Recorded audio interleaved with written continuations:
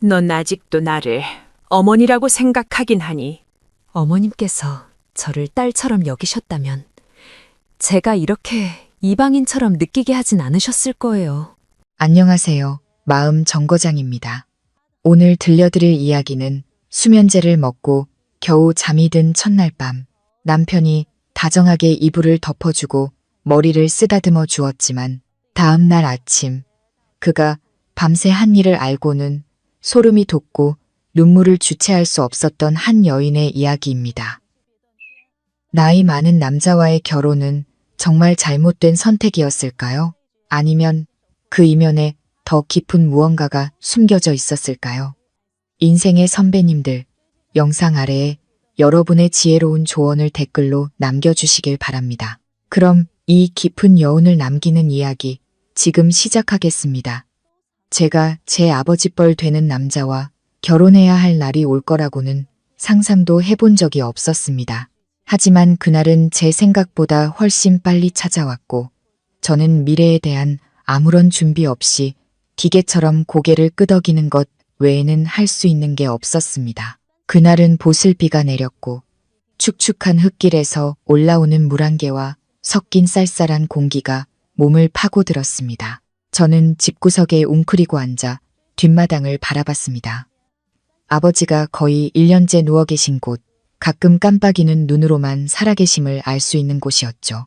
어머니는 밭에서 막 돌아오셔서 흠뻑 젖은 채 호미가 든 가방을 들고 계셨습니다. 쉬지도 못하신 어머니는 소리부터 지르셨습니다. 나이가 몇인데 아직 시집갈 생각도 안 해? 창피한 줄도 몰라? 이 집이 곧 팔리게 생겼는데 넌 아직도 거기 앉아서 하늘이나 쳐다보고 있니? 저는 고개를 숙인 채 아무 대꾸도 못했습니다. 어머니 말씀이 틀리지 않았다는 걸 알았으니까요. 우리 집은 지독하게 가난했습니다. 아버지가 뇌졸중으로 쓰러지신 후 모든 짐은 어머니 어깨 위로 쏟아졌습니다. 저는 마트 계산원으로 2년 일하다 회사가 문을 닫는 바람에 실직 상태였고 병원비, 약값, 빚이 바위처럼 저를 짓눌렀습니다. 그러던 어느 날 어머니가 한 남자를 집으로 데려왔습니다. 그는 키가 크고 혈색이 좋았으며 60에 가까운 나이였습니다. 번쩍이는 외제차를 타고 온 그는 말끔한 양복 차림이었습니다. 이름은 박진우. 아내와 사별했고 3층짜리 건물에서 건축 자재 사업을 한다고 했습니다. 어머니는 말했습니다. 저분한테 시집 가거라. 그럼 내 고생도 끝이야. 그저 착한 아내가 되어주기만 하면 부모님 은혜에 보답하는 셈이란다. 저는 눈을 동그랗게 뜨고 어머니를 쳐다봤습니다. 제 귀를 믿을 수가 없었죠. 하지만 어머니는 빚이 적힌 장부를 제게 내밀며 2억 원이 넘는 붉은 숫자를 가리켰습니다. 저분이 이 빚을 다 갚아주시겠단다. 네가 시집가지 않으면 난 그냥 죽어버릴란다. 내 속이 시원하게 죽어주마. 저는 울음을 터뜨렸습니다. 저는 나쁜 딸이 아니었습니다. 허영심에 들뜨거나 부모님 속을 썩인 적도 없었습니다. 그런데 왜 운명은 저를 이런 막다른 골목으로 내모는 걸까요? 그 후 며칠 동안 저는 넉나간 사람처럼 지냈습니다. 약혼식은 서둘러 준비되었고 동네 사람들은 힐끔거리며 수군댔습니다.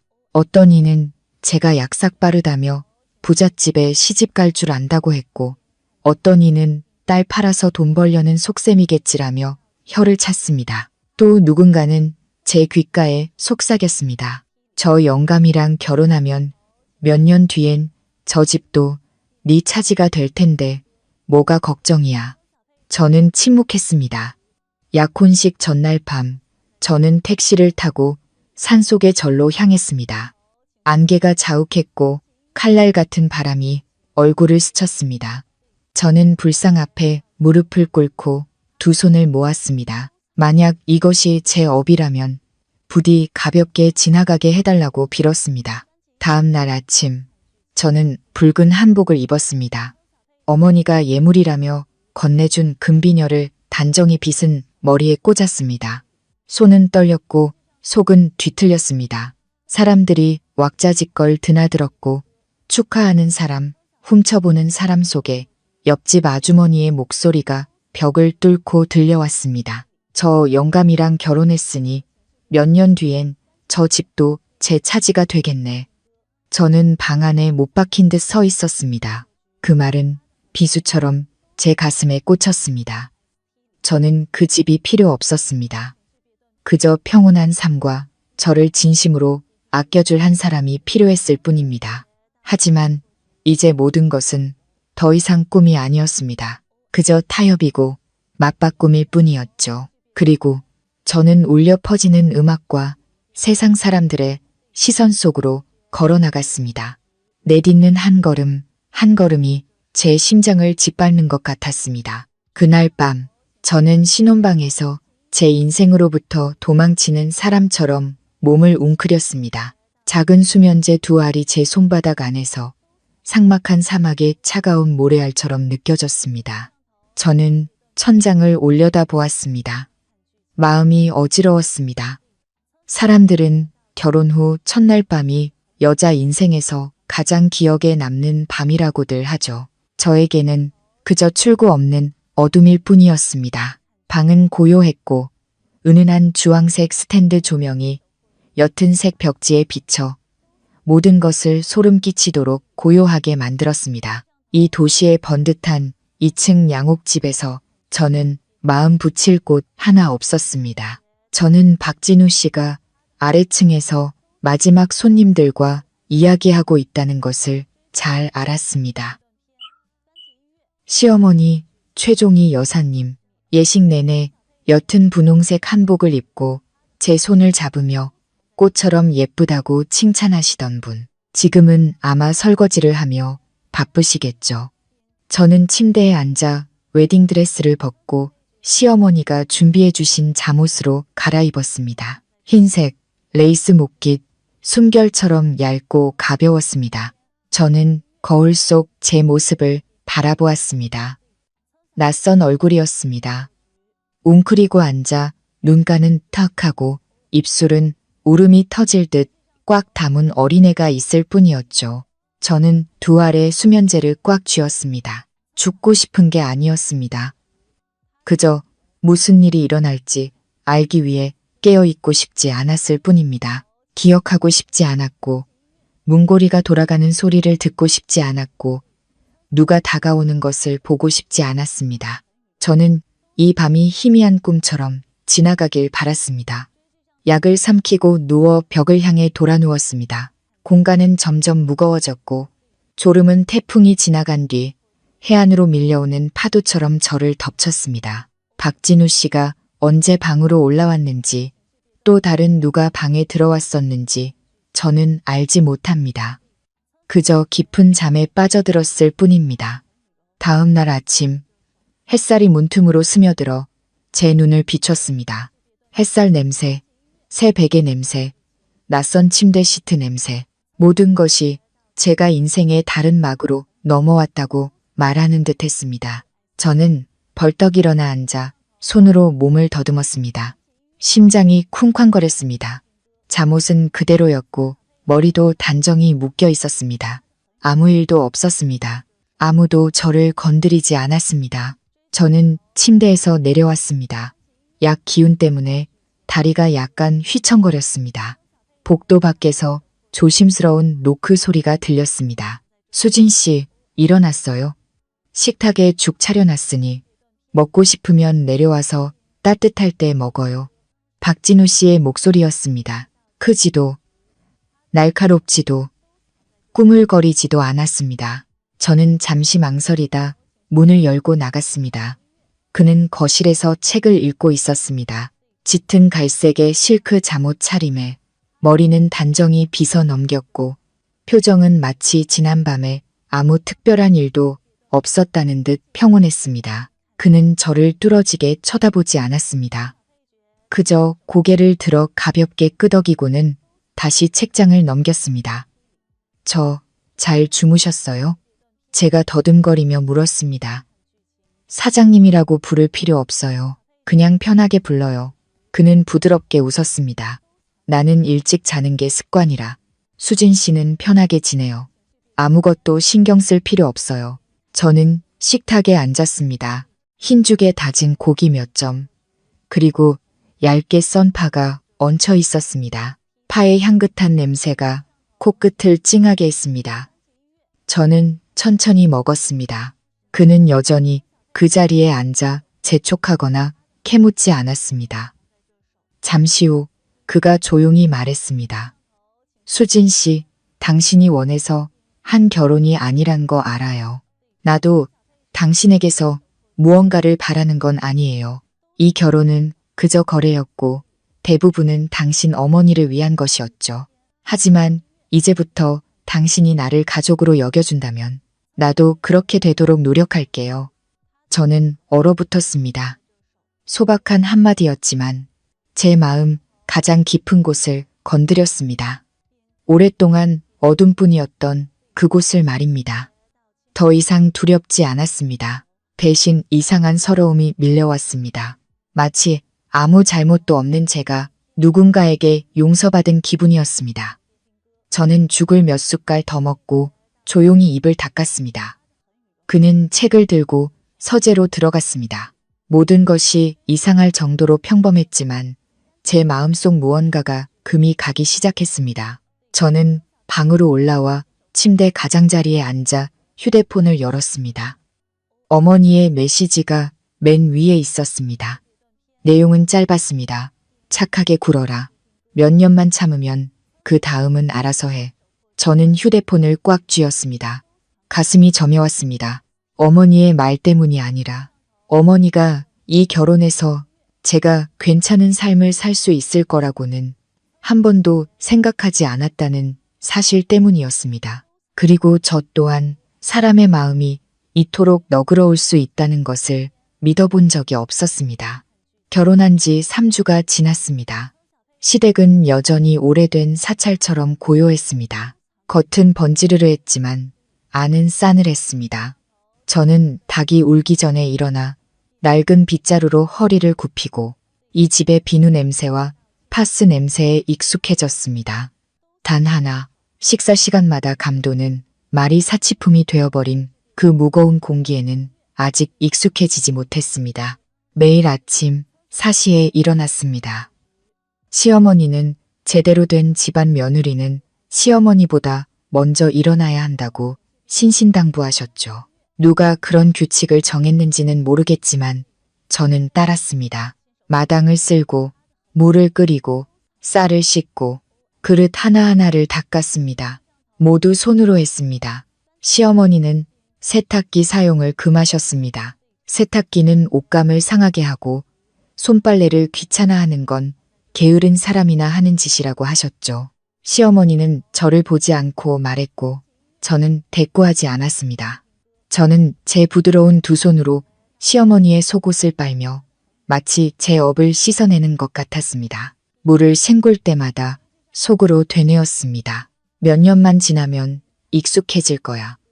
박진우 씨는 아침 일찍 출근해 늦은 밤에나 돌아왔습니다. 그는 여전히 부드럽고 침착했지만 좀처럼 집안일에 관여하지 않았습니다. 그와 시어머니는 마치 별개의 세계 같았습니다. 한 집에 살지만 서로 진정으로 닿는 법이 없었죠. 시어머니는 결혼식 날부터 완전히 다른 사람이었습니다. 제게 큰 소리로 화를 내거나 때리지는 않았지만 말 한마디 한마디가 목덜미에 박히는 작은 바늘 같았습니다. 이 나이에 남들은 돈 벌러 다니는데 넌 호강하는 거잖아. 제가 밥상을 차릴 때마다 하시는 말씀이었습니다. 요즘 애들은 참 야갔어. 20몇 살에 남의 집에 쏙 들어오고 말이야. 대단하다. 정말. 그녀는 웃으며 제게 국을 떠주었지만 반찬을 집어주는 법은 없었습니다.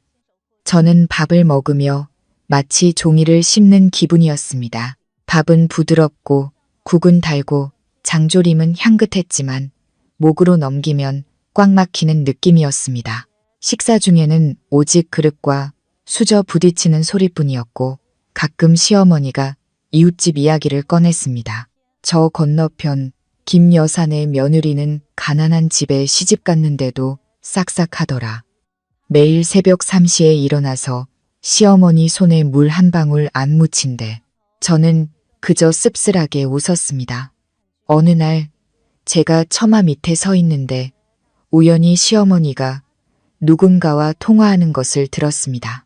목소리는 작았지만 똑똑히 들렸습니다. 재산 분할 문제는 미리 생각해 둬야 해. 진우 걔가 속이 물러서 그렇지. 내가 정신 바짝 차려야지. 이 집은 내 명의지만 걔 돈도 들어갔거든.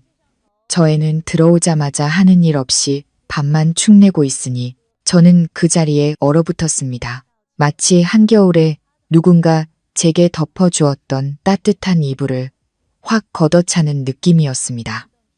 그 말들은 저를 향한 것이 아니었지만 제 뺨을 후려치는 것처럼 아팠습니다. 제가 이곳에서 짐이고 그들이 계산해야 할 이방인이었던 겁니다. 저는 방으로 돌아와 침대 가장자리에 오래 앉아 있었습니다. 제 손을 내려다봤습니다. 한때는 분필을 쥐고 컴퓨터 자판을 두드리길 꿈꿨던 손이 이제는 물통을 나르고 쓰레기를 버리고 생선 비늘을 긁고 채소를 다듬는 일만 알고 있었습니다. 아무도 제게 원하는지 묻지 않았고 선택권을 주지도 않았습니다. 어느 날 아침 저는 낡은 자전거를 끌고 골목 어귀로 나갔습니다. 일찍 시장에 가서 제 것을 좀 사려고 했습니다. 제가 좋아하는 간장 한 병, 나물 한 줌 같은 소소한 것들이었죠. 하지만 막 대문을 나서려는데 등 뒤에서 시어머니의 목소리가 들려왔습니다. 어디 가니? 저는 돌아보며 애써 미소를 지었습니다. 네, 어머님, 시장에 잠시 다녀오려고요. 시어머니는 다가와 팔짱을 끼고 섰습니다. 눈빛은 저를 샅샅이 훑었습니다. 뭘 사려고? 내가 도우미 아주머니한테 다 시켜놨어. 넌 갈 필요 없어. 집에 있어. 젊은 애가 함부로 싸돌아다니면 남들이 흉봐. 저는 할 말을 잃었습니다. 자전거 핸들을 쥔 손이 갑자기 차가워졌습니다. 시어머니의 말 때문이 아니라 마치 꼭두각시처럼 조종당하는 느낌 때문이었습니다. 저는 잠시 멍하니 서 있다가 조용히 자전거를 돌려 안으로 들어갔습니다. 이른 아침의 바람이 머리카락을 스쳤습니다. 차가웠지만 시원하지는 않았습니다. 등은 땀으로 축축했지만 마음은 텅 비어 있었습니다. 그날 아침 하늘은 잿빛이었고 마치 얇은 재가 기와 지붕 위에 내려앉은 것 같았습니다. 저는 서둘러 마당을 청소하고 울타리 밖에 바람이라도 조금 쐬려고 했습니다. 시댁은 유리 상자처럼 답답해서 골목 어귀까지만 나가도 숨통이 트이는 것 같았습니다. 저는 대문 근처 화단턱에 잠시 걸터 앉아 바구니를 씻고 있었습니다. 그때 익숙한 발소리가 들렸습니다. 어머, 최 여사님 댁 새댁이네. 옆집 김 여사님의 목소리가 엿가락처럼 경쾌하게 울렸습니다. 저는 고개를 들어 낡은 삼배옷에 낡은 바구니를 든 아주머니를 보았습니다. 웃을 때 눈은 가늘게 접혔지만 눈빛만은 날카로웠습니다. 네, 아주머니, 안녕하세요. 저는 고개를 숙이고 일어서려 했지만 아주머니가 손을 저었습니다. 앉아, 그냥 물어보는 거야. 저번에 약혼식 할 때 보니 아주 성대하더만. 박 사장님, 아직도 정정하시지? 저는 어색하게 웃었습니다. 아주머니는 돌려 말하지 않았습니다. 새댁 박 사장님이 예전에 집안 사람들한테 고소당했던 거 알아? 저는 멍해졌습니다. 네, 고소요? 아주머니는 고개를 끄덕였습니다. 땅 문제로 복잡했어.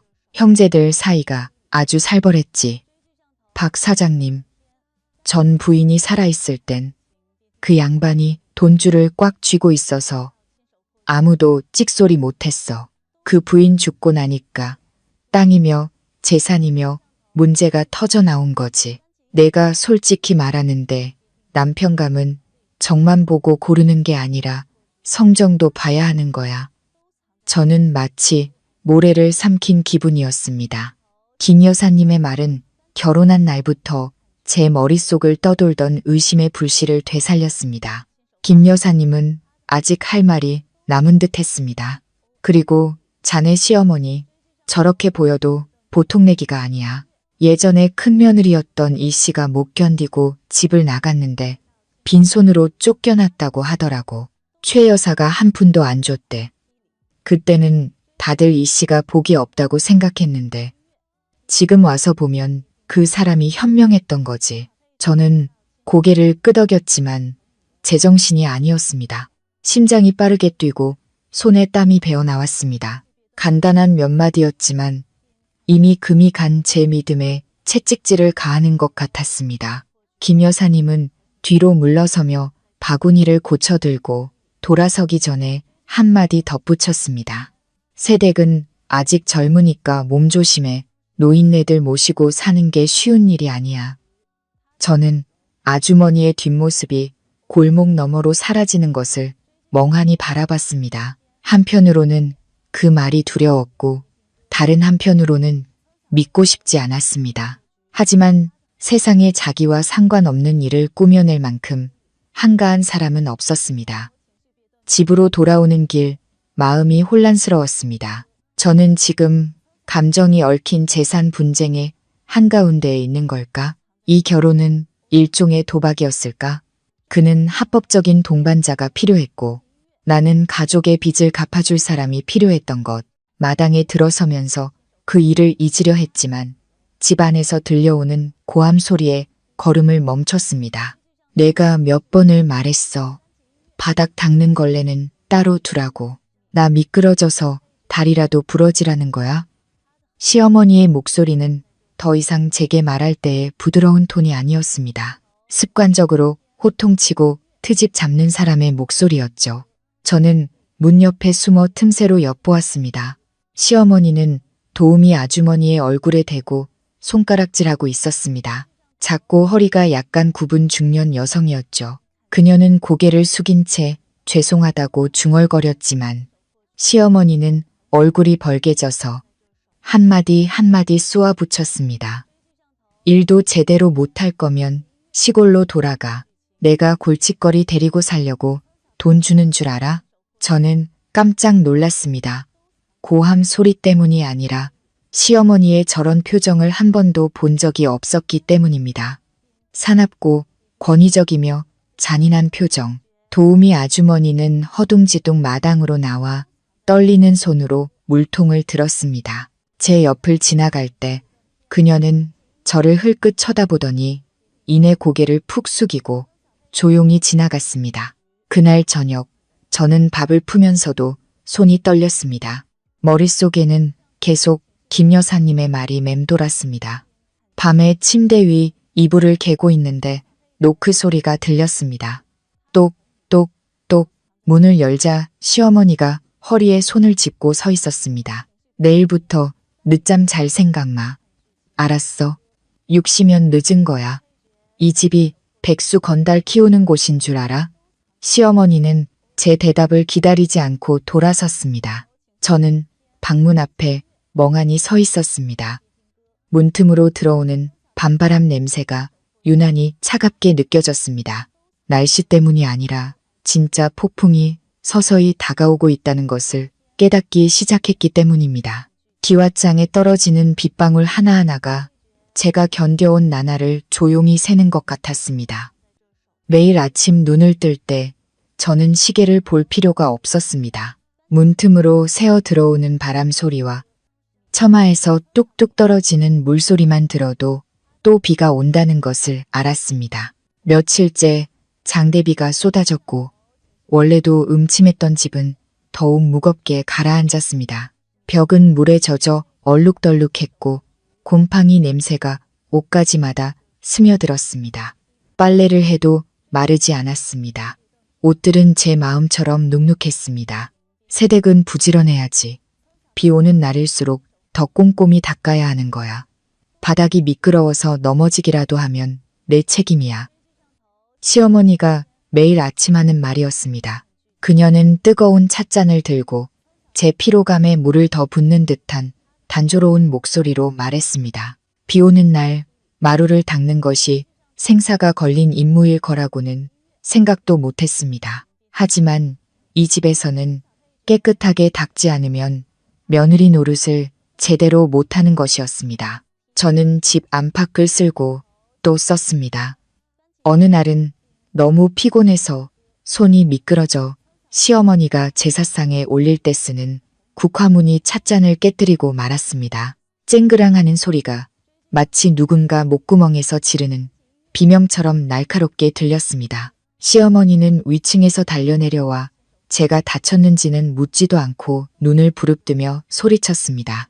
칠칠 맡기는 그 찻잔은 내 시할머니 유품이야. 네가 물어낼 수 있어? 저는 죄송하다고 중얼거렸습니다. 깨진 조각을 주우려고 허리를 숙이자 시어머니가 제 손을 뿌리쳤습니다. 됐어. 무릎 꿇어. 며느리라는 게 집안 물건이나 부수고 말이야. 저는 귀를 의심하며 얼어붙었습니다. 하지만 시어머니의 눈은 장난이 아니었습니다. 저는 젖은 마룻바닥에 천천히 무릎을 꿇었습니다. 무릎이 얼음장처럼 차가웠지만 아프다는 말도 할 수 없었습니다. 그때 박진우 씨가 돌아왔습니다. 여전히 짙은 색 셔츠에 처음 만났을 때처럼 침착한 모습이었습니다. 제가 무릎 꿇고 있는 것을 보고 그는 미간을 찌푸리며 무슨 일이냐고 물었습니다. 시어머니는 금세 목소리를 바꿨습니다. 애가 찻잔을 깨뜨려서 버릇 좀 고치려고 혼내는 중이에요. 하도 덤벙대서 그는 아무 말 없이 조용히 방으로 올라갔습니다. 저는 고개를 들어 그를 쳐다봤지만 그의 눈빛은 여전히 문없는 벽과 같았습니다. 그날 밤 저는 이불을 뒤집어 쓰고 베개에 얼굴을 묻었습니다. 처음으로 소리 없이 눈물을 흘렸습니다. 크게 울 용기가 없었습니다. 시어머니가 듣고 또 약해 빠졌다며 여자답지 못하다고 흉볼까봐 두려웠습니다. 저는 그렇게 누워 처마박 빗소리를 하나하나 세었습니다. 마치 그것들이 제 심장 박동인 것처럼 미약하고 외로웠습니다. 그로부터 며칠 후 저는 시장 어귀에서 돼지고기 몇 근을 샀습니다. 집에 와보니 지갑이 뒤죽박죽이었고 신분증 뒤에 숨겨뒀던 비상금 몇만 원도 사라져 있었습니다. 제 짐작이 맞았습니다. 저녁에 시어머니가 비꼬는 투로 물었습니다. 친정에 돈 보냈니? 내 엄마 굶을까봐 걱정됐어. 저는 마른 침을 삼키며 부인했습니다.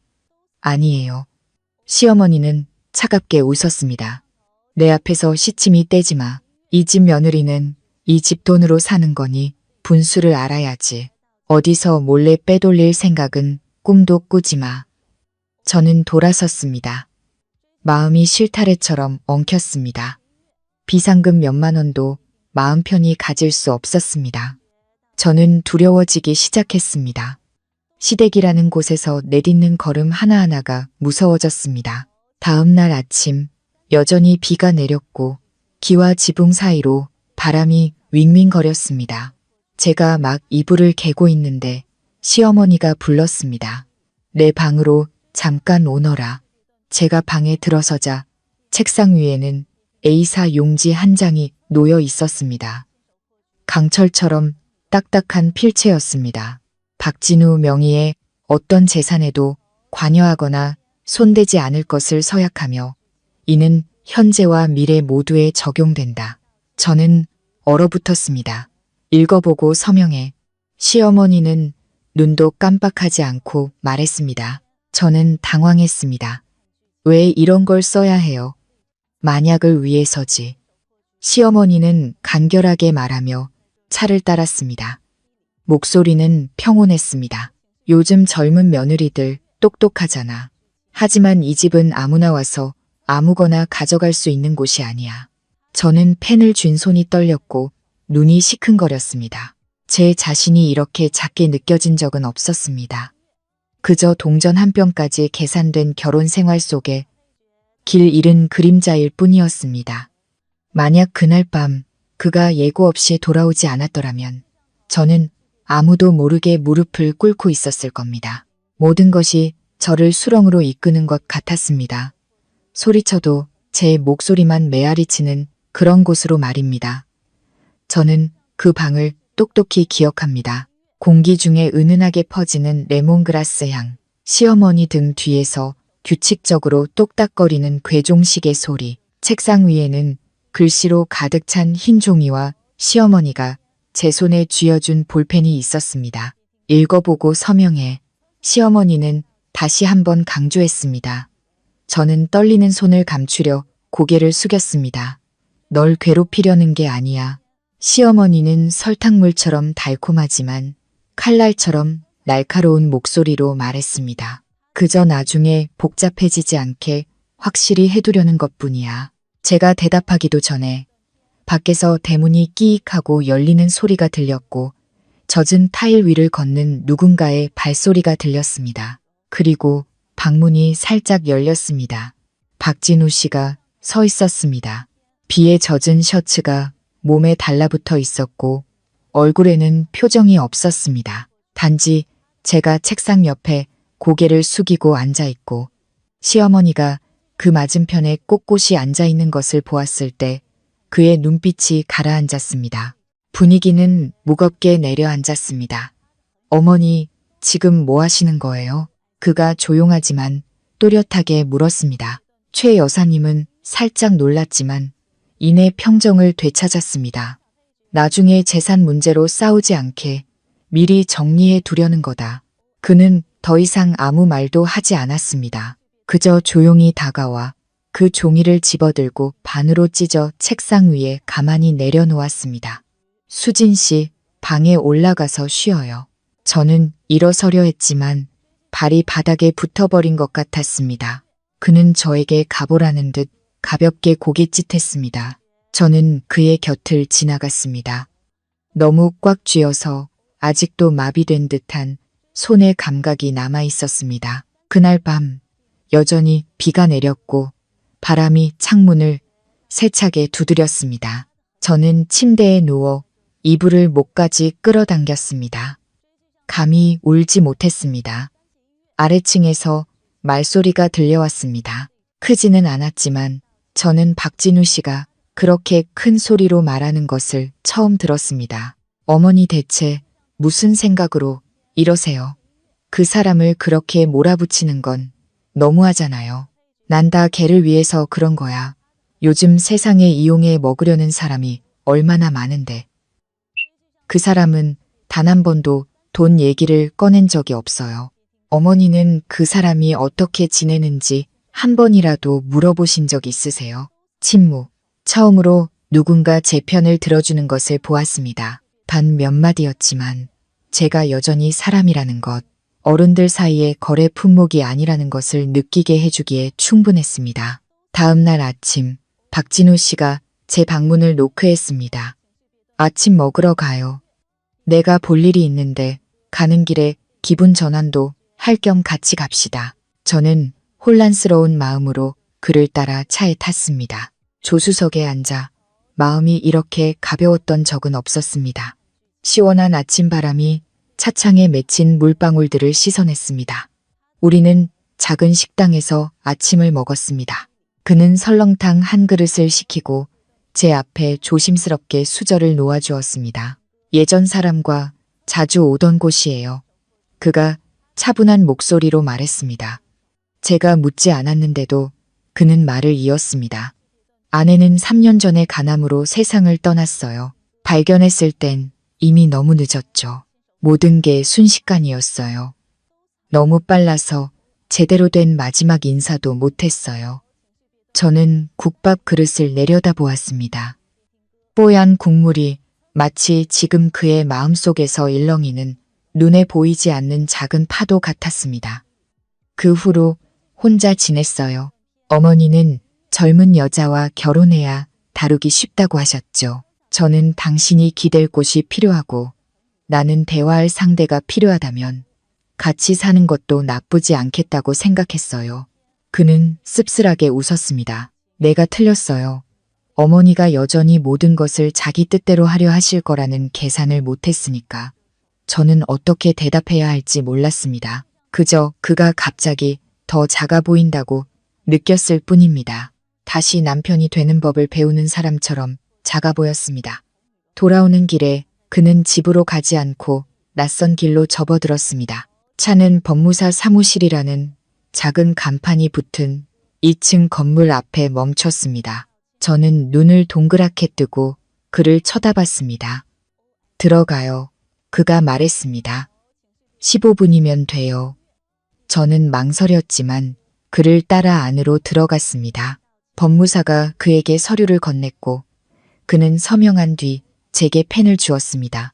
당신도 여기에 서명해요. 내 재산 일부를 공동 명의로 전환하는 거예요. 많은 건 아니지만 당신이 그 집에서 당당하게 설 권리가 있다는 걸 느끼게 해주기엔 충분할 거예요. 저는 제 눈을 믿을 수 없었습니다. 손가락이 종이에 닿자 아직 마르지 않은 잉크가 느껴졌습니다. 나는 당신이 손님이나 하녀이길 원치 않아요. 당신이 이 집에 머문다면 권리가 있어야 해요. 서류는 찢어질 수 있지만 사람이 사람을 대하는 방식은 되돌릴 수 없는 것이다. 법무사 사무실을 나서며 제 머릿속에 떠오른 생각이었습니다. 그날 오후 늦게 손은 여전히 떨리고 있었습니다. 두려움 때문이 아니라 놀라움 때문이었습니다. 박진우 씨는 아무 예고도 없이 저를 그곳으로 데려갔습니다. 그때는 땅거미가 질 무렵이었고 이슬비가 흩날리고 있었습니다. 저는 그저 잠시 무언가를 사러 들르는 줄 알았는데 그는 저를 김민준 법무사 사무실이라는 이름표가 붙은 작은 방으로 곧장 데려갔습니다. 안에는 박진우 씨와 비슷한 나이의 남자가 있었고 그는 일어나 악수를 하며 오랜 친구처럼 웃었습니다. 이쪽은 제 아내 수진입니다. 박진우 씨가 가볍게 고깃짓했습니다. 저는 어리둥절해서 아무것도 이해하지 못했습니다. 법무사인 김민준 씨가 서류를 들어 올리고 차분한 목소리로 첫 줄을 읽기 시작했을 때야 비로소 깨달았습니다. 현재 거주 중인 주택을 포함한 개인 재산증여 계약서. 저는 그 자리에 얼어붙었습니다. 저는 거기에 앉아 옷자락을 쥔 채 심장이 꽉 조이는 것 같았습니다. 행복해서가 아니라 제 아버지뻘 되는 저 남자가 저를 한 명의 인간으로 대해줄 수 있다는 사실을 믿을 수 없었기 때문입니다. 진정한 의미의 인간으로 교환되는 물건도 아니고 가족의 빚을 갚는 담보물도 아니며 통제해야 할 어린 아내도 아니었습니다. 박진우 씨는 저를 보지 않았습니다. 그는 그저 작은 속삭임처럼 말했습니다. 이게 당신을 배참하는 건 아니에요.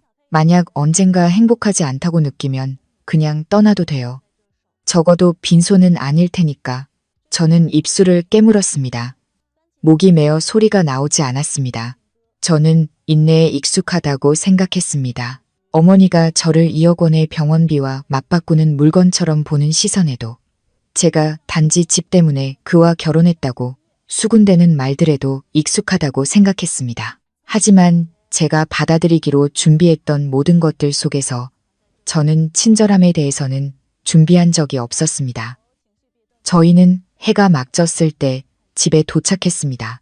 2층짜리 집은 여느 때처럼 고요했지만 제가 주머니 속 얇은 서류 뭉치를 품에 안고 들어섰을 때 분위기는 싸늘하게 식어 있었습니다. 시어머니는 저를 보지 않았습니다. 그녀는 거실에 앉아 있었고 TV는 켜져 있었지만 눈빛은 텅 빈 채 무언가를 기다리는 듯했습니다. 박진우 씨가 들어서는 것을 보자마자 그녀는 벌떡 일어나 칼날처럼 날카로운 목소리로 쏘아붙였습니다. 애 데리고 어디 갔다 오는 길이에요? 박진우 씨는 대답하지 않고 짧게 말했습니다. 어머니 먼저 저녁 드세요. 저는 좀 쉬어야겠습니다. 그리고 그는 저를 시어머니와 그녀의 꿰뚫는 듯한 시선 앞에 남겨두고 곧장 위층으로 올라갔습니다. 저는 조용히 방으로 걸어갔습니다. 문을 닫기도 전에 시어머니가 문을 거세게 두드리고는 허락도 없이 문을 밀치고 들어왔습니다. 네가 무슨 짓을 했길래 걔가 너한테 홀딱 넘어간 거야.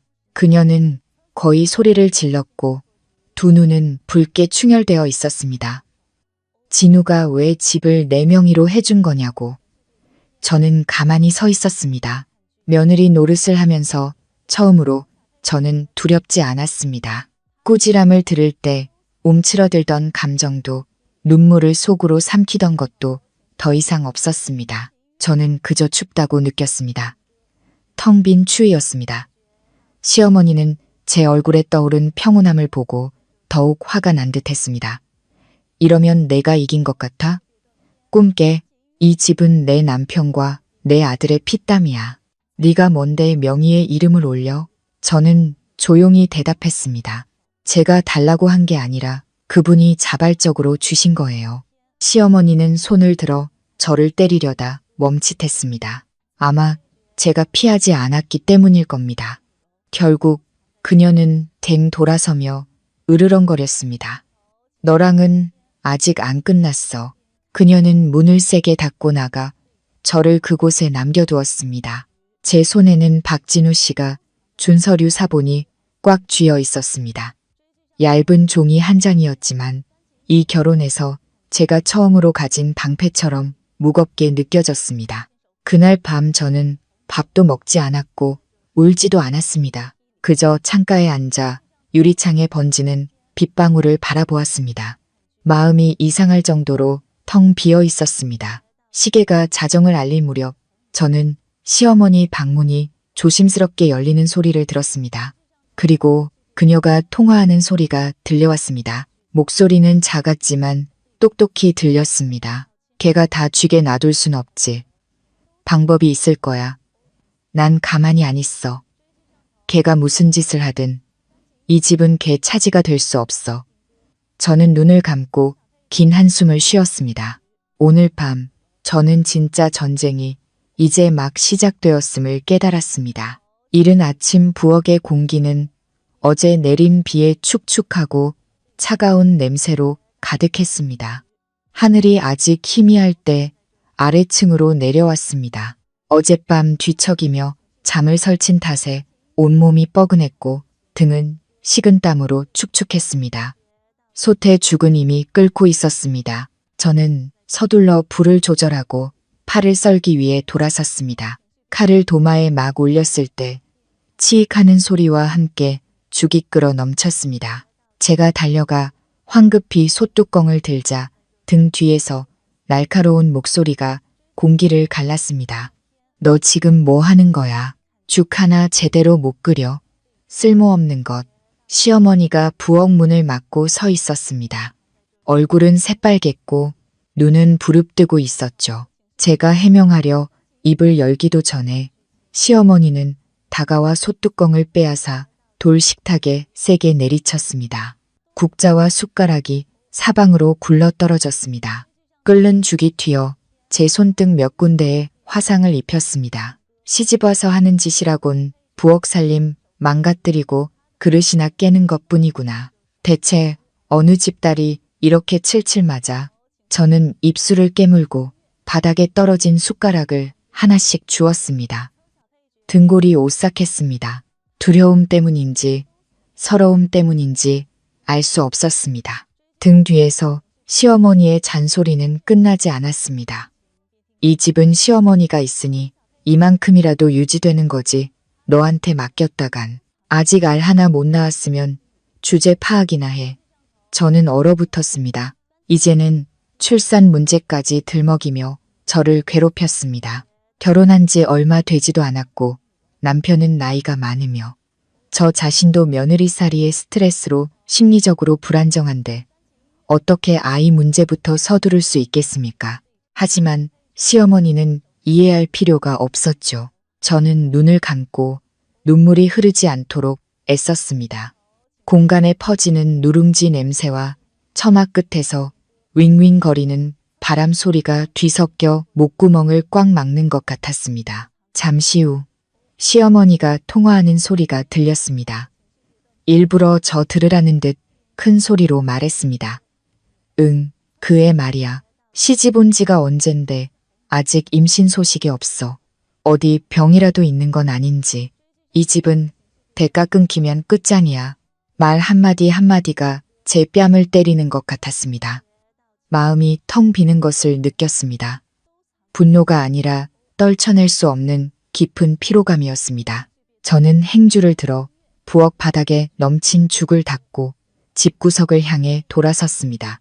그때 도우미 아주머니인 순자 씨가 제 손에 조용히 차 한 잔을 쥐어주었습니다. 그녀는 아무 말도 하지 않고 그저 젖은 눈으로 저를 바라보았습니다. 저는 그 침묵에 감사했습니다. 모든 사람이 말로 공감을 표현할 필요는 없습니다.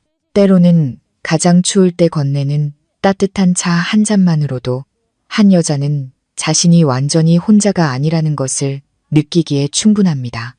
저는 찻잔을 두 손으로 감쌌습니다. 손가락이 미세하게 떨렸습니다. 시집 온 후 처음으로 저는 휴대폰을 들고 남편에게 짧은 메시지를 보냈습니다. 언젠가 당신이 돌아오지 않더라도 저는 살아갈 수 있을 거예요. 단지 더 이상 버티고 싶지 않을 뿐이에요. 얼마 후 그에게서 전화가 왔습니다. 목소리는 다급했습니다. 수진 씨, 무슨 일 있어요? 지금 어디예요? 저는 목구멍으로 중얼거렸습니다. 집이에요. 여전히 죽을 끓이고 여전히 욕을 먹고 있어요. 그는 깊은 숨을 내쉬더니 짧지만 저를 멍하게 만드는 한마디를 했습니다. 내일 짐 챙겨요. 내가 어디든 데려가 줄 테니. 저는 대답하지 않았습니다. 하지만 몇 달 만에 처음으로 제 마음의 칠흑 같은 어둠 속으로 한 줄기 빛이 스며들었습니다. 그 여행이 어디로 향하는지 얼마나 길어질지는 몰랐습니다. 단지 적어도 한 번은 이 집을 제 발로 걸어 나갈 수 있다는 것만 알았습니다. 도망치는 것이 아니라 누군가 손을 잡아 이끌어주는 것이었습니다. 날이 채 밝기도 전에 남편이 계단 아래에서 기다리고 있었습니다. 손에는 작은 가방이 들려 있었습니다. 그는 별말 없이 옷 몇 벌만 챙기라고 했습니다. 우리가 대문을 나설 때 시어머니는 아직 일어나지 않으셨으니 아마 어머니가 모르게 하려던 것 같았습니다. 차는 조용히 동네를 빠져나와 이른 아침에 고요한 집들을 지나쳤습니다. 한여름에도 늘 차가웠던 집을 등 뒤에 남겨두고 우리는 해가 막 떠오를 무렵 속초에 도착했습니다.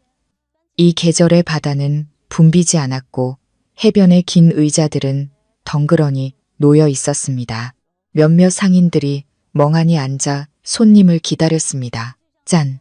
내 섞인 바람과 물 한 개, 규칙적인 파도 소리가 제 마음을 조금 진정시켜 주는 것 같았습니다. 그는 작은 호텔에 방을 잡았습니다. 호화롭진 않았지만 두 사람이 쉬기엔 충분했습니다. 창문은 바다를 향해 있었고 흰 커튼이 펄럭이는 모습은 제 옛 꿈을 떠올리게 했습니다. 소박한 꿈, 그저 저를 소중히 여겨주는 사람 곁에서 평온하게 지내는 것. 짐을 푼 뒤 그는 저를 데리고 길가의 식당에서 해산물을 먹었습니다. 우리는 간단한 음식 몇 가지를 시켰습니다. 오징어구이, 조개찜, 그리고 마늘종 볶음. 주인이 음식을 가져다 주자 그는 농담을 했습니다. 음식이 맛있어야 사람 마음도 즐거워지는 법이죠. 저는 웃음을 터뜨렸습니다. 그가 그렇게 무거운 생각 없이 말하는 것을 처음 보았습니다. 식사 내내 그는 제가 직접 메뉴를 고르게 했습니다. 집에 있을 때처럼 강요하지 않았습니다.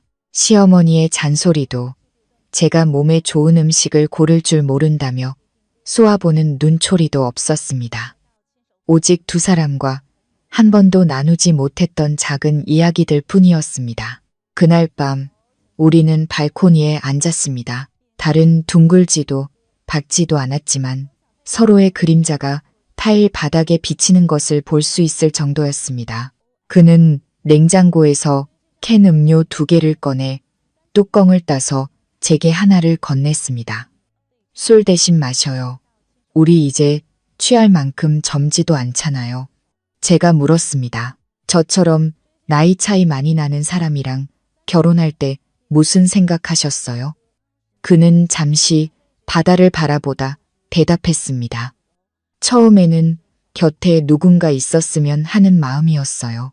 하지만 이제는 그 사람이 행복하지 않으면 곁에 있는 것도 의미가 없다는 걸 깨달았어요. 저는 그에게 모든 것을 털어놓았습니다. 어머니와 빚 이야기, 그리고 신혼 첫날 밤 아무것도 느끼고 싶지 않아 수면제를 먹었던 일까지. 그는 충격받은 기색도 비난하는 기색도 없이 그저 조용히 고개를 끄덕였습니다. 나이는 내가 선택할 수 없었지만 내 아내를 대하는 방식은 선택할 수 있었어야 했는데 우리는 껴안지도 사랑의 말을 속삭이지도 않았습니다. 하지만 그 답답하지 않은 침묵이 저를 편안하게 했습니다. 마치 오랫동안 어둠 속에서 헛디디다가 이제야 길끝에 빛이 보이는 오솔길을 찾은 기분이었습니다. 다음 날 아침 그는 저를 일찍 깨웠습니다.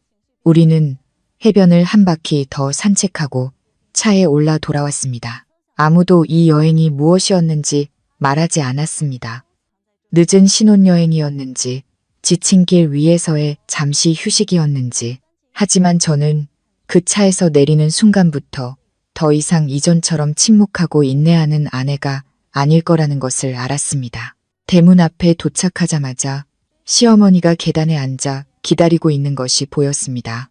어제 입었던 옷을 그대로 입고 얼굴은 돌 조각처럼 굳어 있었습니다. 손에는 부채를 들고 있었지만 부채질 한 번 하지 않고 마치 부러뜨릴 듯 꽉 쥐고 있었습니다. 그녀의 시선은 곧장 저를 향했습니다.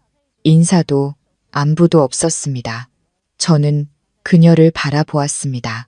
고개를 숙이지도 예전처럼 환심을 사려는 미소를 짓지도 않았습니다. 저는 조용한 대결이 시작되고 있음을 알았습니다.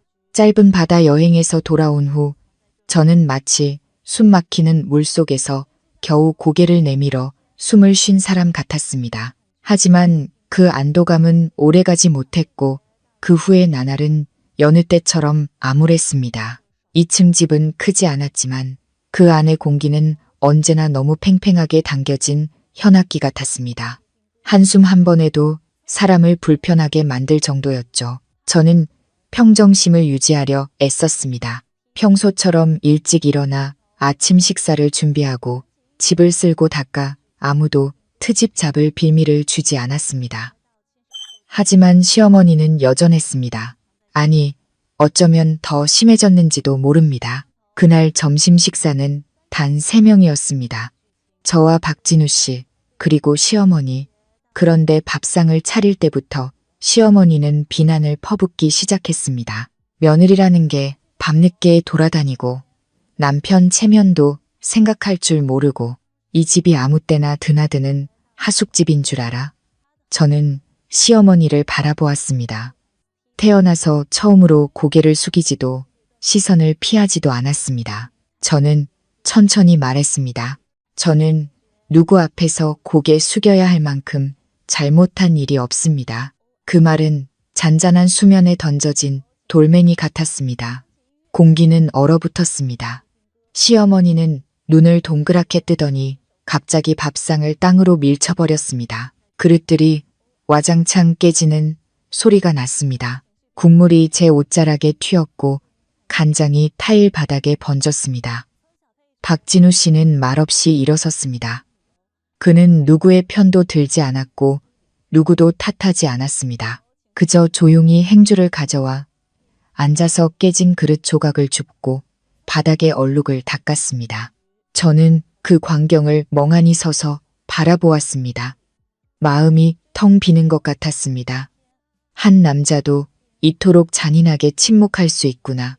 시어머니는 그를 쳐다보다가 갑자기 저를 향해 돌아서며 한 글자 한 글자 힘주어 말했습니다. 넌 아직도 나를 어머니라고 생각하긴 하니? 콧등이 시큰해졌지만 저는 여전히 평온한 목소리를 유지했습니다. 어머님께서 저를 딸처럼 여기셨다면 제가 이렇게 이방인처럼 느끼게 하진 않으셨을 거예요. 시어머니는 말을 잇지 못했습니다. 눈이 동그래지더니 이내 붉어졌습니다. 제 말에 화가 난 것인지 아니면 처음으로 감히 그렇게 말하는 사람이 나타나서 화가 난 것인지는 알 수 없었습니다. 그녀는 더 이상 아무 말도 하지 않고 벌떡 일어나 곧장 방으로 올라갔습니다. 계단을 오르는 그녀의 발소리가 마치 제 가슴을 내리치는 망치 소리처럼 쿵쿵 울렸습니다. 오후는 무겁게 흘러갔습니다. 저는 엎질러진 밥을 치우고 깨진 조각들을 모았습니다. 입맛이 없어 다시 죽을 조금 끓였습니다. 박진우 씨는 어디론가 나갔다가 밤늦게 돌아왔습니다. 그는 아무것도 묻지 않고 그저 작게 말했습니다. 일찍 자요. 저는 방으로 올라갔습니다. 그날 밤은 달도 밝지 않았습니다. 저는 조용히 벽을 향해 돌아 누워 선풍기가 삐걱거리며 돌아가는 소리와 문틈으로 스며드는 차가운 바람 소리를 들었습니다. 등골이 서늘했습니다. 그때 문에서 철컥하는 소리가 들렸습니다. 저는 벌떡 일어나 나갔습니다. 문이 열리지 않았습니다. 잠겨 있었습니다. 저는 문을 세게 흔들었습니다. 잠겨 있었습니다. 문을 가볍게 두드리며 불렀습니다. 어머님, 누가 문을 잠갔나요? 대답은 없었습니다. 계단 아래로 발소리가 멀어질 뿐이었습니다. 저는 시어머니가 한 짓이라는 걸 알았습니다. 누가 말해주지 않아도 확인할 필요도 없었습니다. 그것이 제 낮의 말에 대한 그녀의 대답이었습니다. 저는 문 옆에 주저앉아 베개를 껴안고 창밖의 어둠을 바라보았습니다. 누군가 제게 아직도 그녀를 어머니로 생각하냐고 묻는다면 저는 되물을 것입니다. 어느 어머니가 자기 자식을 마치 하녀를 가두듯 방에 가두느냐고. 잠긴다고 해서 모든 방이 편히 쉴 수 있는 곳은 아니었다. 방문 뒤에서 철컥 소리가 울려 퍼지며 내 마음속에 남은 희미한 희망의 끈마저 끊어버렸던 그 밤. 나는 그 사실을 뼈저리게 깨달았다. 나는 침대에서 벌떡 일어나 문으로 달려가 손잡이를 돌려보았다. 왼쪽으로도 오른쪽으로도 꿈쩍도 하지 않았다. 밖에서 잠겨 있었다. 나는 작게 불렀다. 어머님, 밖에 누구 계세요? 돌아오는 것은 침묵뿐이었다. 나는 문을 가볍게 두드리다 점점 세게 두드렸다. 창문 틈으로 들어오는 바람이 소름 끼치도록 차가웠다. 책상 위 휴대폰을 집어 남편에게 전화하려 했지만 화면은 까맣게 꺼져 있었다. 오후부터 배터리가 없었는데 충전하는 것을 잊었다. 바닥에 주저앉아 방안을 둘러보았다. 침실이라 불리는 곳이었지만 지금은 감옥처럼 느껴졌다. 크림색 벽, 낡은 꽃무늬 커튼, 육중한 원목 옷장, 모든 것이 갑자기 낯설고 차갑고 마치 어린 시절 벌로 벽을 보고 서 있어야 했던 기억 속 방처럼 고요했다. 웅크리고 앉아 1시간이 넘었을까. 피곤함에 눈이 감기기 시작할 때쯤 문 쪽에서 아주 작은 달그락 소리가 들렸다. 그리고 작고 마른 그림자가 나타났다. 도우미 아주머니였다. 그녀는 주위를 재빨리 살피고는 허리를 숙여 열쇠를 꽂았다. 문이 조용히 열렸다. 아가씨, 빨리 나가세요. 사장님은 안 계시고 사모님이 아무도 위층에 올라가지 말라고 하셨어요. 그러면 안 되는데 아가씨가 갇힌 걸 보니 참을 수가 없어서. 나는 고개를 끄덕였다. 작게 감사 인사를 전했다. 더 말할 겨를도 없이 나는 그녀를 따라 조심스럽게 아래층으로 내려갔다. 집은 쥐 죽은 듯 고요했고 거실에서 새어나오는 노란 불빛만이 비치고 있었다. 재빨리 지나가려는데 심장이 웃는 듯한 광경을 목격했다. 시어머니가 거실에 앉아 귀에 휴대폰을 바싹 대고 속삭이고 있었다. 걔가 친정으로 가버리면 모든 게 틀어져. 어떻게든 붙잡아둬야 해. 걔 손에 주도권이 넘어가게 놔둘 순 없어. 부부고 뭐고 소용없어. 나는 그 자리에 얼어붙었다. 발이 바닥에 붙어버린 것 같았다. 시어머니는 고개를 들다 나를 보고는 소스라치게 놀랐다. 순식간에 그녀의 얼굴색이 변했다. 그녀는 황급히 전화를 끊었다. 나는 아무 말도 하지 않았다. 한마디도 그녀의 해명이나 변명을 기다리지도 않았다. 나는 그저 조용히 몸을 돌려 무거운 발걸음으로 위층으로 올라갔다. 방에 들어가 옷장을 열었다. 옷 몇 벌을 재빨리 챙겨 가방에 쑤셔 넣었다. 많이 챙기지 않았다. 어디로 갈지는 모르지만 확실히 이곳에 머물 수는 없는 여행에 딱 필요한 만큼만 떠나기 전 나는 방을 마지막으로 한번 둘러보았다. 꽃 자수가 놓인 베개, 네모반듯하게 개어진 이불, 화장대 위에 둥근 거울, 모든 것이 그대로였지만 나만은 예전의 내가 아니었다. 나는 택시를 불렀다. 골목 어귀 사거리로 걸어나가 차를 기다렸다. 밤은 깊었고 서리가 차갑게 내렸다. 가로등 불빛이 하얀 서리 뒤로 희미하게 번졌다. 나는 외투깃을 여미고 가방을 품에 안았다. 심장이 빨리 뛰지는 않았지만 무거웠다. 마치 한 걸음 한 걸음이 기억의 무게로 재어지는 것 같았다. 덜컹거리는 택시 안에서 나는 울지 않았다. 그저 조용히 앉아 차창에 머리를 기댄 채 빠르게 뒤로 물러나는 거리 풍경을 바라보았다. 택시가 누군가를 태우기 위해 멈출 때마다 나는 깜짝 놀랐다. 시어머니가 전화할까봐 두려워서인지 아니면 마음속에 아직 미련이 남아서인지 알 수 없었다. 새벽 3시쯤 나는 친정집에 도착했다. 낡은 단층 집은 여전했다. 벽은 페인트가 벗겨지고 기와에는 이끼가 끼어 있었으며 곰팡이 냄새가 코를 찔렀다. 문을 두드렸다. 잠시 후 어머니가 문을 열었다. 나를 보고 어머니는 묻지도 놀라지도 않으셨다. 그저 내 가방을 조용히 바라보다가 안으로 들어가며 한마디 던지셨다. 그럴 줄 알았다. 쉽게 얻은 건 쉽게 잃는 법이지. 나는 대답하지 않았다. 그 말이 가장 아픈 말은 아니었지만 마치 하룻밤 묵은 찬밥처럼 마음을 시리게 하는 말이었다. 나는 부엌으로 들어가 낡은 의자에 앉아 깜빡이는 등유 램프 불빛을 말없이 바라보았다. 나는 도망치기 위해 떠난 것이 아니라 걸어 나오기 위해 떠난 것이었다. 나는 내 옛방에서 밤새 뒤척였다. 천장 선풍기는 여전히 삐걱거렸고 한쪽 귀퉁이가 찢어진 커튼은 바람이 불 때마다 펄럭였다. 베개 냄새, 축축한 벽 냄새, 오래된 먼지 냄새가 너무 많은 기억을 불러일으켰다. 하지만 이상하게도 따뜻하지도 아프지도 않았다.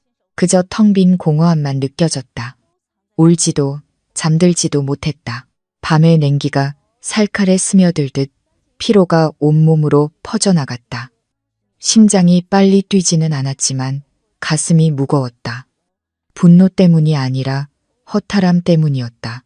휴대폰이 조용히 울렸다. 남편에게서 온 메시지. 단 한 문장이었다. 당신을 더 일찍 지켜주지 못해서 내가 잘못했소. 긴 사과도 애원도 질문도 없었다. 아마 그는 지금 어떤 말도 불필요하다는 것을 알고 있었을 것이다. 나는 화면을 보고는 내려놓았다. 전화를 받지도 답장하지도 않았다. 새벽녘 잠시 눈을 붙였을 때 골목 밖에서 누군가 부르는 소리가 들렸다. 옆집 김 여사님이었다. 내가 어렸을 때부터 우리 집 옆에 살았던 분, 여전히 구부정한 허리, 얼굴에 반을 가리는 낡은 모자, 손에는 익숙한 바구니를 들고 계셨다. 아주머니는 집 안으로 들어오지 않고 밖에서 작게 불렀다. 수진이 집에 있니? 내 엄마는 아직 주무시나? 나는 서둘러 문을 열었다. 아주머니는 나를 보며 고개를 저었다. 어젯밤에 그 집 난리도 아니었어. 최 여사 그 양반이 며느리 내쫓을 거라고 소리를 고래고래 지르더라. 꽁꽁 늙어서도 성질은 불같아. 듣다가 기겁했네. 나는 조용히 고개를 숙여 감사 인사를 드리고 안으로 들어와 차 한잔 하시라고 권했다. 아주머니는 사양하고 엠마루에 앉아 말을 이었다. 자네 남편 박 사장도 참 문제야. 순하고 괜찮은 사람인 줄 알았더니 아내가 갇혀 있는데도 제대로 나서서 한마디 못하고 남자가 그렇게 계속 침묵하면 다 잃는 거야. 나는 씁쓸하게 웃었다. 김 여사님은 나를 보며 한숨을 쉬었다. 얘야, 며느리살이라는 게 평생 참고 살라고 있는 게 아니야. 정이 있으면 살고 아니면 떠나는 거지. 하지만 남들이 내 침묵에 익숙해지게 만들지는 마. 아주머니가 돌아가셨다. 나는 부엌의 낡은 대나무 의자에 다시 앉았다. 어머니의 부엌은 여전했다.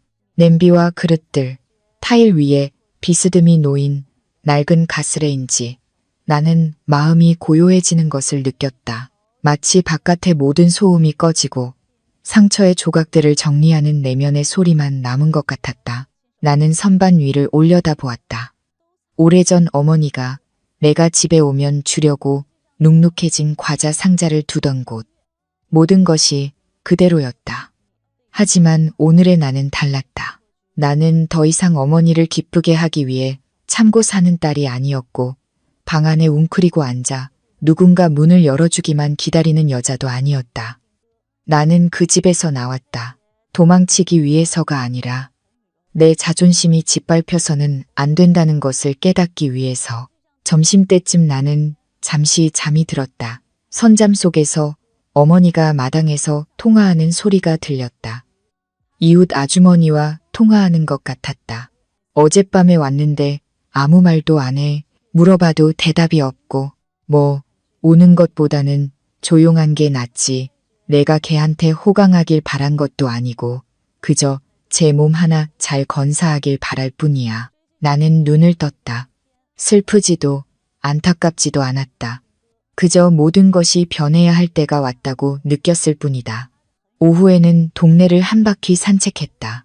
흙길은 이제 시멘트로 포장되어 있었다. 이웃집 앞 감나무는 여전했지만 기억 속만큼 커 보이지는 않았다. 마을 우물은 뚜껑이 덮이고 푸른 이끼로 가득했다. 이웃집 아이들은 이제 시집가서 멀리 살고 있었다. 해가 질 무렵 집에 돌아왔다. 집은 백열등의 노란 불빛에 잠겨 있었다. 나는 어머니와 조용히 저녁을 먹었다. 말이 많지 않았다. 그날 밤 나는 휴대폰을 충전했다. 남편의 메시지는 그대로였다. 나는 다시 읽고 내려놓았다. 얼마 후 나는 부엌 식탁 위에 작은 메모지 한 장을 남겼다. 어머니에게 남기는 말도 허락을 구하는 말도 아니었다. 단 한 문장이었다. 내일 가요. 사과하러 가는 게 아니라 마지막으로 대화하러 가는 거예요. 월요일 아침 하늘은 흐렸다. 비는 오지 않았지만 잿빛 하늘이 계속되었다. 나는 차에 앉아 한때 내 안식처였고 조용히 지내기 위해 눈 감고 견뎠던 그 집으로 돌아가고 있었다. 하지만 오늘 나는 고개 숙인 채 돌아가는 것이 아니었다. 집 대문은 여전했다. 페인트는 군데군데 벗겨졌고 사람들이 자주 잡는 부분부터 녹이 슬기 시작했다. 박진우 씨가 문 앞에서 기다리고 있었다. 내가 떠나던 날과는 눈빛이 완전히 달랐다. 더 이상 망설임도 희망이라 부를 만한 빛도 없었다. 그저 피곤함만 가득했다. 나는 가볍게 고개를 끄덕이고 안으로 들어섰다. 내 슬리퍼 소리가 차가운 타일 바닥 위로 울려 퍼졌다. 도우미 아주머니가 바닥을 닦고 있다가 나를 보고는 멈춰섰다. 눈빛에는 걱정이 가득했다. 나는 그저 조용히 말했다. 어머님 좀 뵙겠습니다. 아무도 말리지 않았다. 모두가 오늘은 더 이상 침묵의 날이 아니라는 것을 아는 듯했다. 나는 거실로 들어갔다. 시어머니가 차를 마시고 있었다. 태연한 모습이었지만 나를 보자 찻잔을 테이블에 조금 세게 내려놓았다. 눈빛은 칼날 같았다. 나는 인사도 서론도 없이 진명의 이전 서류 사본을 꺼내 테이블 위에 반드시 놓고 그녀 쪽으로 밀었다. 어머님, 이거 기억나세요? 예전에 저한테 서명하라고 하셨던 서류예요. 지금 다시 가져왔지만 뭘 얻으려고 온 건 아니에요. 나는 최대한 침착한 목소리를 유지하며 말했다. 시어머니는 서류 뭉치를 보았지만 표정에는 변화가 없는 듯했다. 여긴 뭐 타러 왔니? 모든 걸 끝내기 위해서요. 나는 대답했다. 저는 더 이상 한 지붕 아래서 각자 가면을 쓰고 살 수 없어요. 저를 감금하듯 문을 잠그고 아이를 못 낳는다고 비꼬고 모든 것을 제 탓으로 돌리는 분을 어머니로 여길 수도 없고요. 시어머니는 옅게 웃으며 식탁보 끝을 매만졌다. 지금 나를 탓하는 거니? 나는 다 이 가정을 위해서 그런 거야. 넌 며느리로 들어와서 위아래도 모르고 아이도 못 낳고 성질만 부리는데 내가 어떻게 널 예뻐해 주겠니? 나는 숨을 내쉬고 맞은편에 앉았다. 만약 어머님께서 생각하시는 좋은 일이 다른 사람에게 상처를 주는 것이라면 어머님은 단 한 번도 누군가를 진심으로 아껴본 적이 없는 거예요. 그때 박진우 씨가 들어왔다. 그는 끼어들지 않고 그저 내 옆에 의자를 끌어다 앉았다. 나는 그를 향해 조용히 말했다. 당신은 제가 어떤 결혼 생활을 하고 싶은지 물어본 적 있나요? 아니면 당신도 제가 이 집에서 조용히 사는 것만으로 충분하다고 생각했나요? 그는 시선을 내리깔고 두 손을 깍지 낀 채 대답하지 않았다. 나는 다시 시어머니를 향해 단호하게 말했다. 저는 별거 하겠습니다. 소송도 시끄러운 일도 만들지 않겠어요. 하지만 어머님께서 제 삶에 계속 간섭하신다면 그때는 법의 도움을 받을 겁니다. 무언가를 빼앗기 위해서가 아니라 제 평온한 삶을 지킬 권리를 위해서요. 시어머니는 손으로 테이블을 내리쳤다. 어디서 겁을 주려고? 내가 이 나이 먹도록 너 같은 애송이 무서워할 줄 알아? 나는 일어섰다. 더 이상 시선을 내리지 않았다. 어머님이 무서워하실 필요는 없어요. 그저 제가 더 이상 처음 이곳에 왔을 때처럼 침묵하고 순종하는 며느리가 아니라는 것만 아시면 돼요. 도우미 아주머니는 기둥 옆에 숨어 얼굴이 하얗게 질려 있었다. 박진우 씨가 일어나 내 쪽으로 다가왔지만 나는 한 걸음 물러서며 작게 말했다. 제가 알아서 갈게요. 나는 밖으로 걸어 나갔다. 발걸음은 그 어느 때보다 단단했다. 등 뒤에서 의자가 넘어지는 소리, 누군가 거친 숨을 내쉬는 소리가 들렸지만 이내 조용해졌다. 나는 돌아보지 않았다. 실망하거나 분노한 얼굴을 다시 한번 볼 필요는 없었다. 대문에 도착해서 나는 휴대폰을 꺼내 택시를 불렀다. 기다리는 동안 낡은 계단에 앉았다. 손에는 서류 가방이 꽉 쥐어 있었다. 심장은 여전히 두근거렸지만 더 이상 떨리지는 않았다. 택시가 도착했을 때 나는 일어나서 집을 한번 돌아보았다. 시어머니는 나오지 않았고 박진우 씨는 철문 뒤에 서 있었다. 눈빛이 흐릿했다. 나는 그저 고개를 끄덕여 인사하고 차에 올라 문을 닫았다. 배웅하는 사람도 붙잡는 사람도 없었다. 나는 하나의 굴레에서 벗어났다는 것을 알았다. 당장 자유로워진 것은 아니었지만 적어도 다른 사람이 아닌 나 자신으로 살아가는 삶을 시작할 수 있었다. 오늘부터 나는 나다. 누구의 며느리도 착한 아내도 아닌 자신의 가치에 맞게 살 권리가 있다는 것을 아는 한 여자다. 나는 작고 허름한 자취방 창가에 무릎을 모으고 앉아 있었다. 아침 햇살이 뿌연 유리창을 통해 들어와 낡은 시멘트 바닥에 희미한 줄무늬를 만들었다. 그 집을 떠난 지 한 달이 지났다. 한때 보금자리였던 곳은 이제 긴 한숨으로 가득한 기억의 파편일 뿐이다. 내가 이렇게 강한 사람이었나 싶다. 억지로 결혼해야 했던 아이, 터무니없는 각서에 떨며 서명했던 내가. 이제는 부유하지는 않지만 스스로의 힘으로 살아가고 있다. 나는 자취방 근처 건축 자재 가게에서 파트타임 격리로 일하기 시작했다.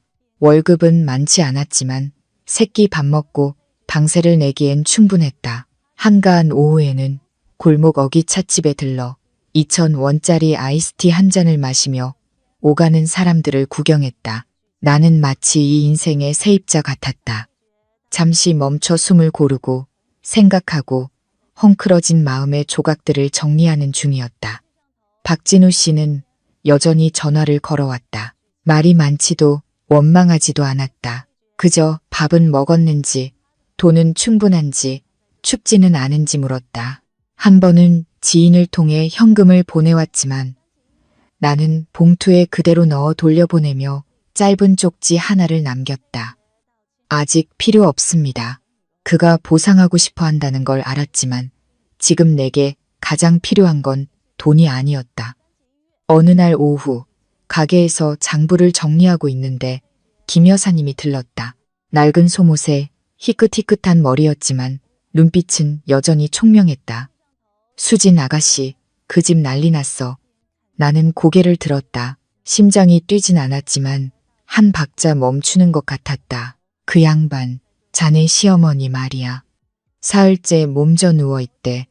도우미는 갑자기 고향에 가버렸고 박 사장은 하루 종일 일하러 나가니 돌봐줄 사람도 없고 밥도 안 먹는다더라. 나는 침묵했다. 동정심 때문이 아니라 마음이 저절로 무거워졌기 때문이다. 한때 알던 사람에 대한 그리움 때문이기도 하고 좋든 싫든 나도 한때 그곳 삶의 일부였다는 생각 때문이기도 했다.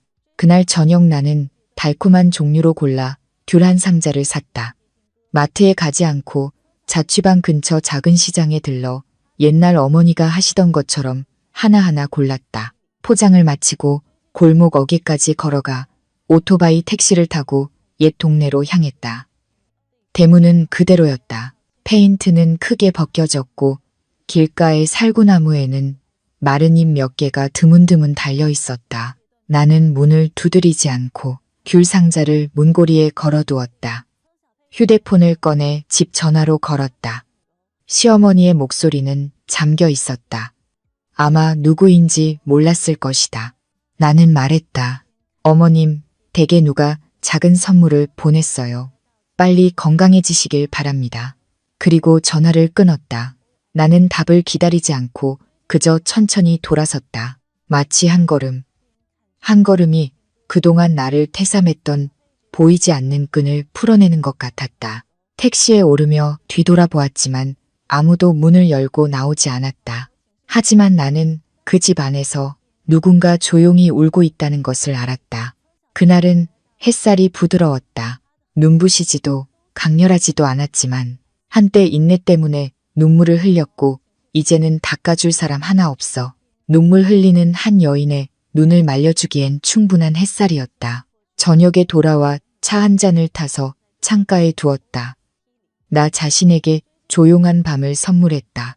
아무도 야단치지 않고 겁주지 않고 정해진 틀에 맞춰 살라고 강요하지 않았다. 나는 격리 수첩에 몇 줄을 적었다. 이번 달 들어 내가 펜으로 기록한 유일한 것이었다. 더 이상 각서도 통제 가득한 질문도 없었다. 내 새로운 삶은 화려하지 않았지만 매일 아침 눈을 뜰 때마다 내가 하고 싶은 것을 선택할 수 있었다. 흰죽을 먹든 라면을 먹든 내 마음이었고 음악을 크게 틀든 조용히 책을 읽든 내 자유였다. 손바닥만 한 자취방이었지만 더 이상 밖에서 내 방문을 잠그는 사람은 없었다. 나는 박진우 씨가 앞으로 어떤 선택을 할지 모른다. 하지만 그는 생각이 깊은 사람이니 잘 해낼 것이라 믿는다. 아들의 역할을 다하기 위해 돌아갈 수도 있고 언젠가 내가 그랬던 것처럼 그 집을 나올 수도 있다. 하지만 그건 그의 선택이다. 나는 내 인생의 빚을 다 갚았다. 결혼의 가치는 예단이나 누구 명의의 집으로 결정되는 것이 아니다. 그것은 사람들이 함께 사는 세월 동안 서로를 무엇으로 여기고 아무도 보지 않을 때 어떻게 대하는지에 달려있다. 나는 한때 내 가족 안에서 이방인 취급을 받았다. 하지만 오늘부터 나는 더 이상 외부인이 아니라 스스로 걸어 나온 사람이다.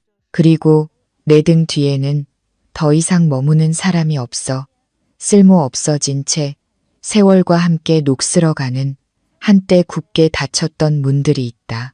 나는 그가 나를 처음 시어머니 앞에서 감싸주었던 그날, 아침을 먹으러 데려갔던 그 오래된 카페를 약속 장소로 정했다. 그때는 내 마음이 종이장처럼 얇아서 가벼운 말 한마디에도 눈물이 쏟아질 것 같았다. 지금은 달랐다. 나는 곧 쏟아질 여름 소나기를 기다리는 사람처럼 평온하게 앉아 있었다. 서두르지도 기대하지도 않았다. 그는 5분 늦게 도착했다. 여전히 단정한 모습. 다림질이 잘 된 흰 셔츠. 눈에는 피곤함이 서려 있었지만 나를 향한 따뜻한 시선은 여전했다. 나는 고개를 끄덕였다. 웃지도 슬퍼하지도 않았다. 누구나 늦는 데는 이유가 있고 아마 그의 지각은 오늘 아침부터 시작된 것이 아닐 것이다. 우리는 마주 앉았다. 사이에는 작은 나무 테이블이 있었고 옆에는 내가 그를 위해 주문한 아직 김이 나는 커피가 있었다. 나는 안부를 묻거나 최근 일에 대해 언급하지 않았다. 모든 것은 굳이 말로 할 필요 없이 명백했다. 나는 집 소유권, 이전 취소, 서류, 사본을 작은 흰 봉투와 함께 테이블 위에 올려놓았다. 편지도 원망의 말도 없었다. 나는 그를 바라보며 말했다. 저는 그 집이 필요 없어요. 이 서류를 간직했던 건 단지 우리가 한때 서로에게 좋은 사람이 되고 싶었던 순간이 있었다는 걸 기억하기 위해서였어요. 그는 잠시 침묵하다가 말했다. 내가 너무 늦었다는 걸 알아요. 돌이킬 수 없는 일도 있지만 그저 그것과 함께 살아가는 법을 배워야겠죠. 나는 고개를 끄덕였다. 사과를 들으러 온 게 아니에요. 그 말은 이미 제 머릿속에서 수천 번도 더 대신 말했으니까요. 저는 더 이상 누군가의 그늘 속에서 저를 숨 막히게 했던 집에 의존하며 순종하는 여자가 아니라는 걸 확인하러 왔어요. 당신을 원망하지도 슬퍼하지도 않아요. 단지 집이 있고 남편이 있으면 가족이 생길 거라고 생각했었어요.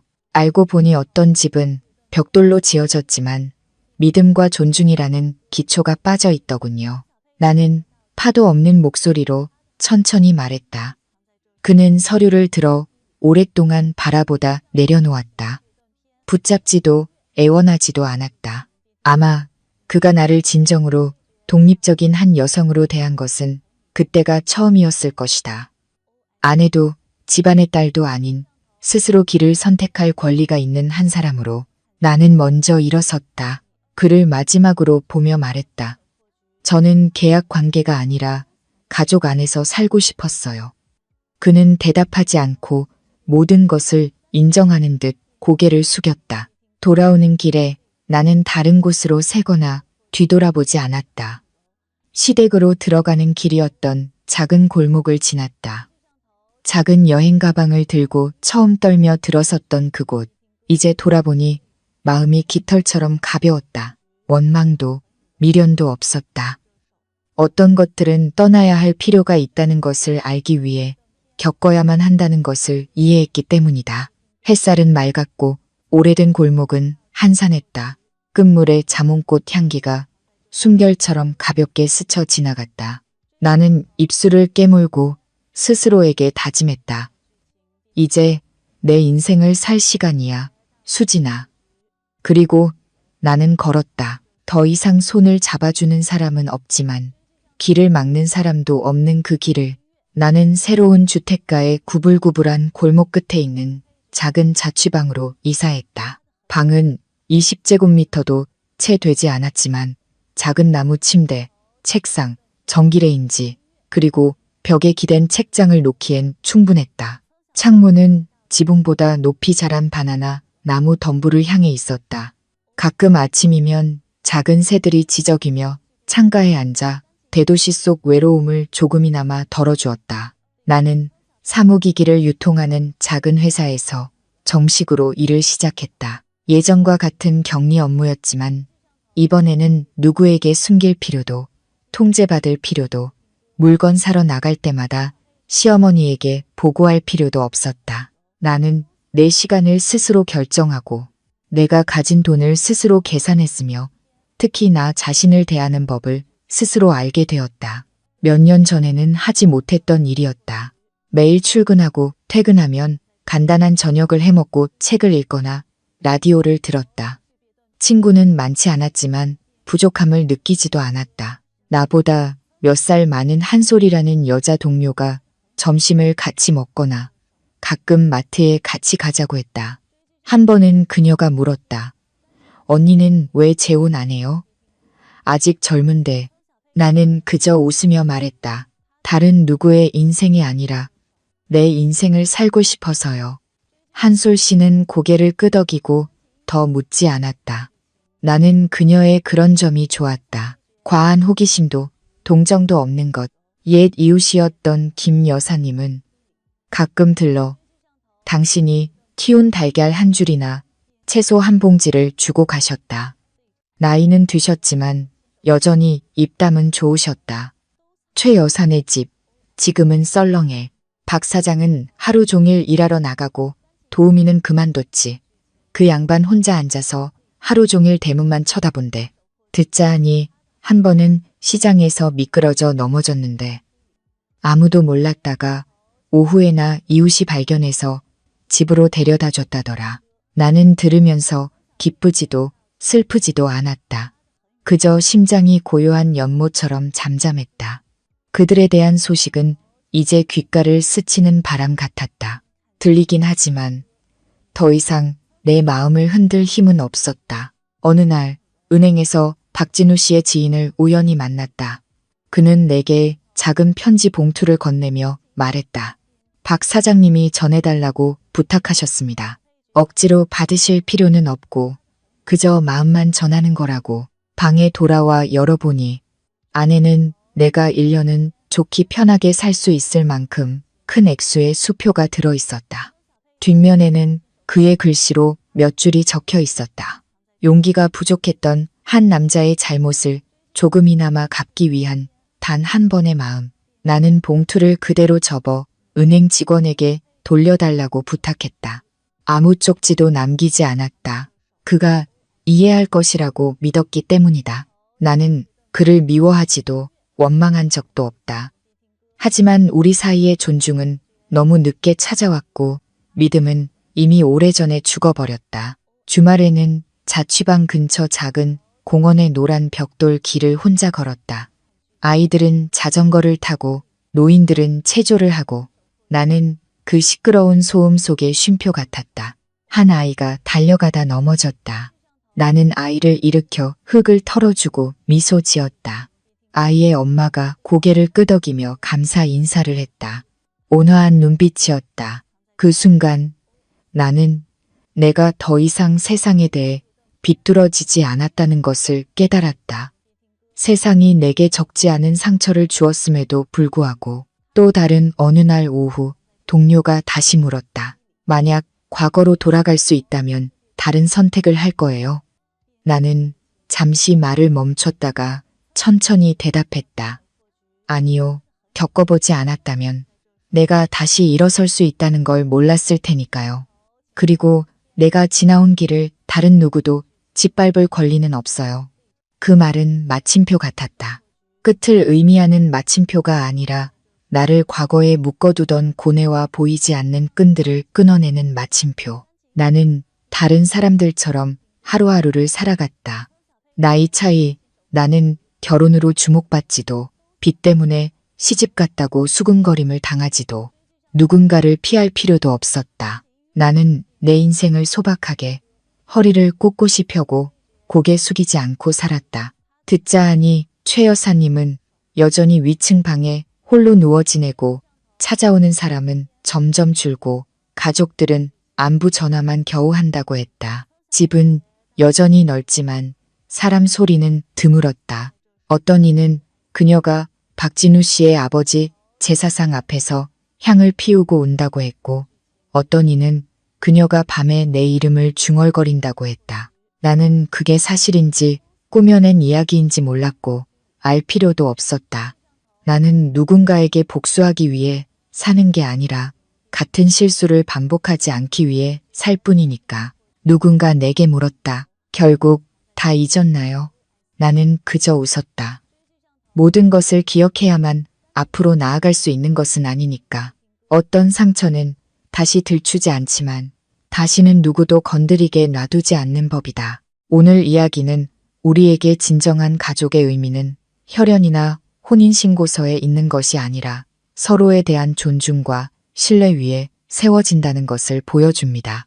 부당한 대우를 묵묵히 참는 것이 미덕이 아니라 자신의 존엄성을 위해 목소리를 내고 일어서는 것이 진정한 용기라는 교훈을 남기기도 합니다. 돈이나 결혼 여부로 한 사람의 가치를 판단할 수 없으며 가장 중요한 것은 어떤 상황에서도 자기 자신으로 살아갈 권리를 지키는 것입니다. 여러분이라면 주인공 수진 씨의 입장에서 어떤 선택을 하셨을 것 같나요? 혹은 침묵으로 일관했던 남편 진우 씨의 행동에 대해서는 어떻게 생각하시나요? 여러분의 생각을 댓글로 자유롭게 공유해 주세요.